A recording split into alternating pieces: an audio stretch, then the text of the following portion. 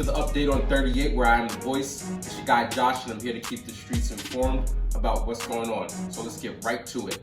If you haven't heard of him yet, you will soon. Sterling Henderson, known to his peers as Scoop, is making basketball history. The 17-year-old 6'3", five-star recruit from Atlanta made headlines last week when he announced he'll forego college basketball to sign with the G League Ignite. He becomes the youngest player to ever sign with an NBA affiliate, changing the landscape of basketball. Currently, top young talent plays at least 1 year of college ball or a season overseas to gain their eligibility of declaring for the draft. But with young athletes getting increasingly annoyed with the restraints put on by the NCAA and lesser competition overseas, Scoop decided to take an unusual route. Ranked as Georgia's top ball player at guard, he'll be going up against some of the grittiest ballers also looking to make a path to the NBA. His path will be more focused in a program created by the league that provides resources on how to be a professional on and off the court, as well as financial education. If that wasn't enough to lure him away from college, a $500,000 salary for each of the next 2 seasons probably made the decision a lot easier.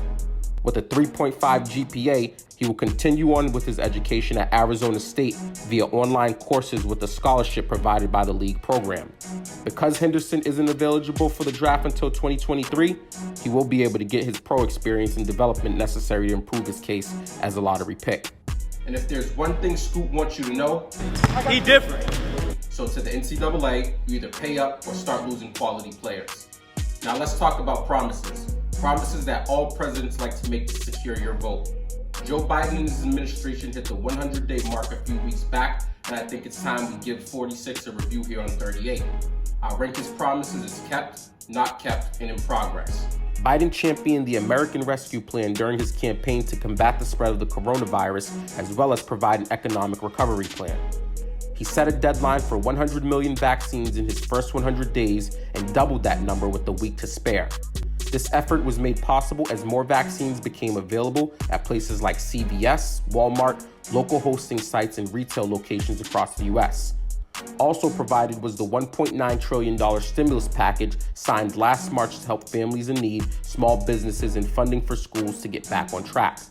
Other health promises Biden guaranteed were rejoining the World Health Organization and restoring the White House Directorate for Global Health Security, and he did that.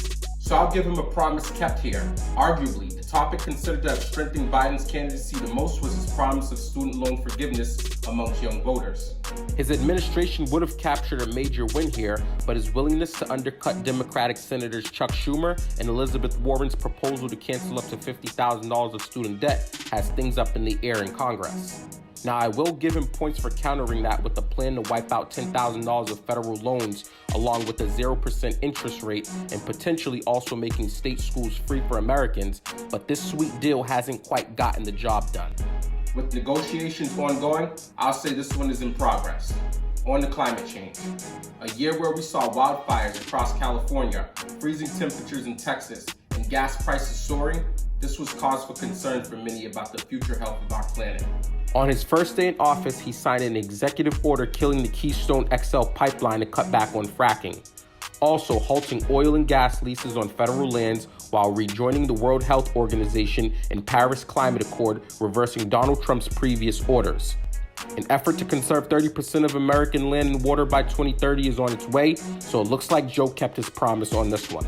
Now, immigration reform was a hot topic on the campaign trail, rolling back some previous orders that banned Muslim nations from traveling to the U.S., as well as stronger border security were on the to-do list. The ban on those nations have been lifted, and if you remember that wall that was being built but was never finished, the remaining funds from that project have been reallocated to other infrastructure plans. I'd like to say the promise here was kept, but legislation is still in progress to roll back Trump orders by the government on private property that was seized near the border. So get it done, Joe. Now to the topic that caused major unrest and protests across America, policing and gun laws. Since Biden was sworn into office, at least 6 lives have been lost to police violence. He vowed to create a National Police Oversight Commission in his first 100 days to combat these inequalities, but this is yet to happen. With 2 of the 6 killings coming right after the Derek Chauvin conviction in the murder of George Floyd, it appears Biden will not have a choice but to deliver on what he promised. Multiple mass shootings have occurred with high-capacity weapons from Colorado to Georgia, and no speedy action to advance legislation is in order. With another police brutality case on the books and Tennessee expanding gun laws to carry without a permit, Biden, you have a lot to do here. This promise unkept needs to be fulfilled. So has Biden delivered? I'll leave that up for you to decide. But let's keep these leaders accountable and hold them to their word. Now, across the globe, it looks like China, a nation known for its strict rules and communist views, has become a little lenient on population growth. The world's most populous country is now allowing families up to 3 children per married couple, a major policy shift from years ago. A 35-year-old rule that allowed 1 child per couple changed in 2016 when policy was passed to increase that number to 2. Due to the rising costs of raising children in Chinese cities, many couples have been opposed to starting families. The 1-child rule was initially implemented to constrain a population explosion, but new data now shows that a dramatic decline in birth rates have occurred and the nation is scrapping to keep up with the world as China is considered a top 3 aging society.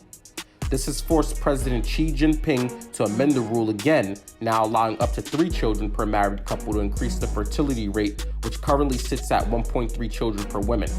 With these policies in effect, the government also places assistance limitations per child if needed. So hey China, looks like President Xi is calling on you all. Get the babies here so the nation can stabilize its economy long term. As always, thank you guys for tuning in. I'll see you guys next time, and don't forget to like, share, and subscribe.